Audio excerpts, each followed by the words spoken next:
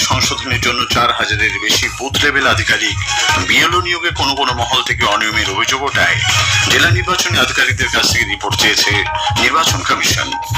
রাত পোহালে দীপাবলি ও কালী পুজো, আলোকমালায় সেজে উঠেছে গোটা রাজ্য। আদালত ও দূষণ নিয়ন্ত্রণ পর্ষদের নির্দেশ মেনে নিষিদ্ধ শব্দবাজি রোধে তৎপর প্রশাসন। কালী পুজোর উদ্বোধনে গিয়ে দক্ষিণ 24 পরগনা রায়দিঘি ও পাথর প্রতিমায় বিরোধী দল নেতা শুভেন্দু অধিকারীকে বিক্ষোভ দেখানোর অভিযোগ উঠেছে শাসক দলের কর্মী সমর্থকদের বিরুদ্ধে। রাজ্যে বিরোধী এবং হিন্দু কেউই নিরাপদ নয় বলে অভিযোগ বিজেপির। দেউচা পাঁচামি প্রকল্পে শুরু হতে চলেছে দ্বিতীয় পর্যায়ের ব্যাসল্ট উত্তোলনের কাজ। বাতাসে জলীয় বাষ্পের পরিমাণ বৃদ্ধি এবং পশ্চিমী ঝঞ্ঝার কারণে উপকূলবর্তী জেলাগুলিতে বিক্ষিপ্তভাবে হালকা বৃষ্টির সম্ভাবনা। আসছে বিস্তারিত সংবাদে। ভোটার তালিকার বিশেষ নিবিড় সংশোধনী এসআইআর এর কাজের জন্য 4000-এর বেশি বুথ লেভেল আধিকারিক বিএলও নিয়োগে বিভিন্ন মহল থেকে অনিয়মের অভিযোগ ওঠায় নির্বাচন কমিশন জেলা নির্বাচনী আধিকারিকদের কাছে আরও একবার রিপোর্ট তলব করেছে। দক্ষিণ 24 পরগনা, পূর্ব মেদিনীপুর থেকে সব থেকে বেশি অভিযোগ আসায় সংশ্লিষ্ট জেলা শাসকদের কাছে ঘটনার তদন্ত করে আগামী সপ্তাহের মধ্যে বিস্তারিতভাবে এই রিপোর্ট জমা দেওয়ার নির্দেশ দেওয়া হয়েছে। এদিকে এসআইআর এর জন্য রাজ্যের 23টি জেলার মধ্যে 7টি জেলার ম্যাপিং এর কাজ ইতিমধ্যে শেষ হয়েছে। 2002 সালের ভোটার তালিকা অনুযায়ী এখনো পর্যন্ত 3,48,00,000 কিছু বেশি ভোটারের নামের মিল পাওয়া গেছে বলে জানা গেছে। এর মধ্যে কালিম্পংয়ে সবচেয়ে বেশি 65.27% ভোটারের নামে মিল পাওয়া গেছে বলে সূত্রের খবর। রাত পোহালে দীপাবলি ও কালী পুজো, আলোকমালায় সেজে উঠেছে গোটা রাজ্য। সুপ্রিম কোর্ট, কলকাতা হাইকোর্ট ও পরিবেশ দূষণ নিয়ন্ত্রণ পর্ষদের নির্দেশ মেনে নিষিদ্ধ শব্দবাজি যাতে কোনোভাবে পোড়ানো না হয়, রাজ্য সরকার সব জেলা প্রশাসনকে তা সুনিশ্চিত করতে বলেছে।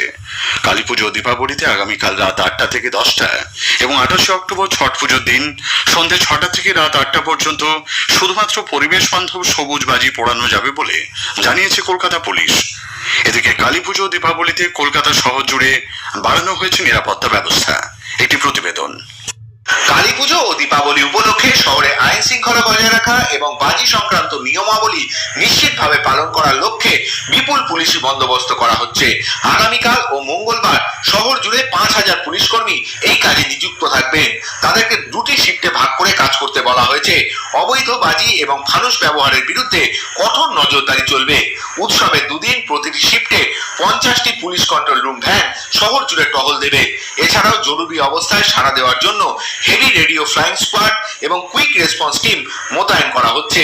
নজরদারি জোরদার করতে শহর জুড়ে 450টিরও বেশি পুলিশ পিকেট বসানো হবে। থানার ভারপ্রাপ্ত কর্মকর্তারা ইতিমধ্যেই আবাসন কমপ্লেক্স এবং বহুতল সমিতিগুলিকে নিরাপত্তার বিষয়ে করণীয় ও অকরণীয় সম্পর্কে অবহিত করেছেন। অভিরূপ ভট্টাচার্য, আকাশবাণী সংবাদ, কলকাতা। আজ ভূত চতুর্দশী। গৃহস্থ বাড়িতে সন্ধ্যায় 14টি মাটির প্রদীপ জ্বালিয়ে পূর্বপুরুষের উদ্দেশ্যে শ্রদ্ধা জানানোর রীতি রয়েছে। 14 শাক খাওয়ারও প্রথা রয়েছে বাংলার ঘরে ঘরে। আগামীকাল অমাবস্যা তিথিতে দেবী শ্যামার আরাধনার আয়োজন করা হচ্ছে। ঠাকুর শ্রী রামকৃষ্ণ স্মৃতি বিজড়িত দক্ষিণেশ্বর ভবতারিণী মায়ের মন্দির, কালীঘাট মায়ের মন্দির, আদ্যাপীঠ, তারাপীঠ, হাওড়ার সিদ্ধেশ্বরী মায়ের মন্দির, নৈহাটির বড় মায়ের মন্দির, উত্তর 24 পরগনার হালি শহরে সাধক কবি রামপ্রসাদের ভিটেতে আয়োজন করা হয়েছে কালী পুজোর। অনেক গৃহস্থের বাড়িতে এদিন কালী পুজোর রাতে ধন সম্পদের অধিষ্ঠাত্রী দেবী লক্ষ্মী পুজোরও আয়োজন করা হয়ে থাকে। অন্যান্য বারের মতো এবারও কলকাতা, বারাসাত, মধ্যমগ্রাম, নৈহাটি, বারুইপুর সহ রাজ্যের বিভিন্ন স্থানে কালী পুজোতে মণ্ডপে মণ্ডপে নজর কাড়া থিম বৈচিত্র্য চোখে পড়ছে। কালী পুজো উপলক্ষে যাত্রীদের সুবিধার্থে পূর্ব রেলের শিয়ালদা ডিভিশন আগামীকাল মঙ্গল ও বুধবার রাতে শহরতলির বিভিন্ন শাখায় বিশেষ ট্রেন পরিষেবা দেবে। যেসব শাখায় রাত্রিকালীন এই বিশেষ পরিষেবা দেওয়া হবে সেগুলি হলো শিয়ালদা ডানকুনি, শিয়ালদা বারাসত, বনগাঁ বারাসাত, শিয়ালদা রানাঘাট এবং শিয়ালদা বারুইপুর। দর্শনার্থীদের সুবিধার্থে কলকাতা মেট্রো রেল আগামীকাল কালী পুজোর দিন রাতে ব্লু লাইন সেকশনে আপ ও ডাউন অভিমুখে বর্ধিত বিশেষ পরিষেবা দেবে। ওই দিন ব্লু লাইনে দক্ষিণেশ্বর থেকে শহীদ ক্ষুদিরামের শেষ পরিষেবা রাত 9:28-এর পরিবর্তে রাত 10:51 এবং শহীদ ক্ষুদিরাম থেকে দক্ষিণেশ্বরের শেষ পরিষেবা রাত 9:33 পরিবর্তে রাত 11টায় পাওয়া যাবে। কালীপুজোর উদ্বোধনে গিয়ে দক্ষিণ চব্বিশ পরগনার একাধিক জায়গায় আজ তৃণমূল কংগ্রেস কর্মী সমর্থকদের বিক্ষোভের মুখে পড়েছেন বিধানসভার বিরোধী দল নেতা শুভেন্দু অধিকারী। দক্ষিণ চব্বিশ পরগনার রায়দিঘি ঢোকার মুখে তার গাড়ির সামনে বিক্ষোভ দেখিয়েছে শাসক দলের মহিলা শাখার কর্মীরা। দেওয়া হয় গো ব্যাক স্লোগান। পরে পাথর প্রতিমা যাওয়ার পথেও আরেক দফা বিক্ষোভের মুখে পড়তে হয় শুভেন্দু অধিকারীকে। বিরোধী দল নেতার গাড়িতে চড় চাপড়ও মারা হয়। পরে সাংবাদিকদের কাছে শুভেন্দুবাবু বলেন, ধর্মাচার পালনে এলেও তাকে বাধা দিয়েছে তৃণমূল কংগ্রেসের কর্মী সমর্থকরা। এর পেছনে অনুপ্রবেশকারীরা রয়েছে বলেও তার অভিযোগ। হামলার সঙ্গে কোনো বিষয় নেই, হামলা কমপ্লিটলি এসআইআর কে কেন্দ্র করে। কারণ ইতিমধ্যে দক্ষিণ চব্বিশ পরগনায় 40% ভোটারকে 2002 এর ভোটার লিস্টের সঙ্গে খুঁজে পাওয়া যায়নি। আমি শুধু বলবো, হিন্দুরা ঐক্যবদ্ধ হন। আমার ভারতীয় মুসলিমদের নিয়ে কোনো বক্তব্য নেই। বাংলাদেশি মুসলিমরা অনুপ্রবেশকারী, তারা ভারতীয় নয়। বিরোধী দলনেতার উপর হামলার তীব্র সমালোচনা করেছেন কেন্দ্রীয় প্রতিমন্ত্রী সুকান্ত মজুমদার। এই স্যান্ডেলে তিনি বলেন, বিজেপি নেতা কর্মীদের উপর বারবার শাসক দল আশ্রিত দুষ্কৃতীদের আক্রমণ শুধুমাত্র রাজনৈতিক অশান্তি নয়, গণতন্ত্রের উপর সরাসরি আঘাত। বিজেপির রাজ্য সভাপতি শ্রমিক ভট্টাচার্য অভিযোগ করেছেন, তৃণমূল কংগ্রেস বাংলাকে সন্ত্রাসের রাজ্যে পরিণত করেছে। এখানে বিরোধী এবং হিন্দু কেউই নিরাপদ নয়। রাজ্যের বিরোধী দলের নেতা কর্মীদের উপর হামলা শাসক দলের সুপরিকল্পিত পদক্ষেপ বলে কংগ্রেস নেতা অধীর রঞ্জন চৌধুরী অভিযোগ করেছেন। দেখুন, পশ্চিমবঙ্গে কোনো নেতাদের উপর হামলা করতে গেলে তৃণমূল থাকতেই হবে। রাজু বিশ্বাসকে আমি চিনি, ওখানকার এমপি। আমি যখন ছিলাম তখন সে এমপি ছিল, বড় একজন ইন্ডাস্ট্রিয়ালিস্টে বটে সে।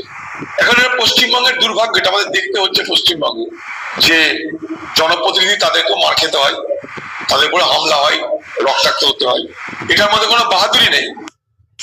বেঙ্গালুরুতে কাজে গিয়ে মুর্শিদাবাদের 9 পরিযায়ী শ্রমিকের দেহ দ্রুত রাজ্যে ফিরিয়ে আনার দাবি জানিয়েছেন অধীরবাবু। আজ পঞ্চপীরতলা এবং সংলগ্ন এলাকায় অগ্নিকাণ্ডে মৃত পরিযায়ী শ্রমিকদের পরিবারের সঙ্গে সাক্ষাৎ করেন তিনি। স্থানীয় সংবাদ শুনছেন আকাশবাণী কলকাতা কেন্দ্র থেকে। দেউচা পাঁচামির প্রকল্পে দ্বিতীয় পর্যায়ের ব্যাসল্ট উত্তোলনের কাজ শুরু হতে চলেছে। এজন্য Paschimbanga power development corporation limited নতুন সংস্থা নির্বাচনের প্রক্রিয়া শুরু করেছে। প্রথম পর্যায়ের মতনই ব্যাসল্ট উত্তোলনের কাজ রাজস্ব ভাগাভাগি মডেলে চলবে বলে জানা গেছে। পূর্ব বর্ধমানের গলসিতে শাসক দলের বিধায়কের উপস্থিতিতে টাকা ভাগাভাগির একটি ভিডিও প্রকাশ্যে আসায় চাঞ্চল্য ছড়িয়েছে।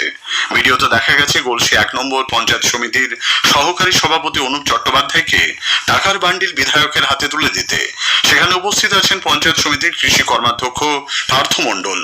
সিসিটিভি ফুটেজের এই অংশটি প্রকাশ্যে আসায় শাসক দলের তীব্র সমালোচনা করছে বিজেপি। তৃণমূল কংগ্রেস সারা রাজ্য জুড়েই কাটমানির ভাগাভাগিতে লিপ্ত বলে তাদের অভিযোগ। তৃণমূল কংগ্রেস কাটমানির অভিযোগ খারিজ করেছে। বকেয়া মেটানোর জন্য ওই টাকা ভাগ করা হচ্ছিল বলে তাদের দাবি।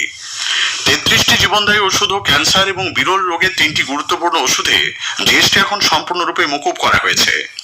এই জন্য সরকারের পদক্ষেপকে ধন্যবাদ জানিয়ে হুগলির বাসিন্দা দেবলীনা চৌধুরী বলেছেন, এর ফলে সাধারণ মধ্যবিত্ত মানুষের মাসের খরচ অনেকটাই কমেছে। আমরা যারা সাধারণ মধ্যবিত্ত মানুষ, মূল্যবৃদ্ধি তাদের কাছে একটা বড় দুশ্চিন্তার বিষয়।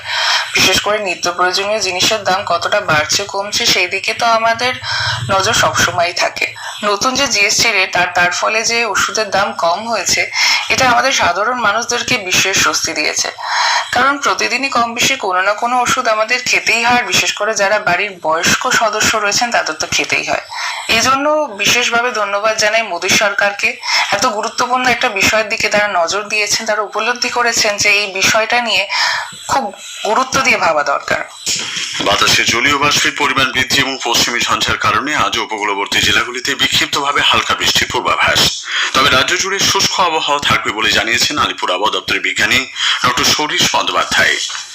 প্রধানমন্ত্রী নরেন্দ্র মোদী আগামী 26 অক্টোবর রবিবার আকাশবাণীতে মন কি বাত অনুষ্ঠানে তার চিন্তা ভাবনা দেশ বিদেশের মানুষের সঙ্গে ভাগ করে নেবেন। এটি হবে মন কি বাতের 127তম পর্ব। বেলা 11টা থেকে আকাশবাণী ও দূরদর্শনের সবকটি চ্যানেল এবং Akashvani news on AIR website, mobile app, প্রধানমন্ত্রী দপ্তর, তথ্য ও সম্প্রচার মন্ত্রকের ওয়েবসাইট এবং ইউটিউব চ্যানেলেও মন কি বাত সম্প্রচারিত হবে। শেষ করার আগে স্থানীয় সংবাদের বিশেষ কিছু অংশ আরও একবার। ভোটার তালিকার বিশেষ নিবিড় সংশোধনের জন্য 4000-এরও বেশি বুথ লেভেল আধিকারিক বিএলও নিয়োগে কোনো মহল থেকে অনিয়মের অভিযোগ ওঠায় জেলা নির্বাচনী আধিকারিকদের কাছে রিপোর্ট চেয়েছে নির্বাচন কমিশন। রাত পোহালে দীপাবলি ও কালী পুজো, আলোকমালায় সেজে উঠেছে গোটা রাজ্য। স্থানীয় সংবাদ শেষ হলো, এরপর খেলার খবর 8টা বেজে 10 মিনিটে।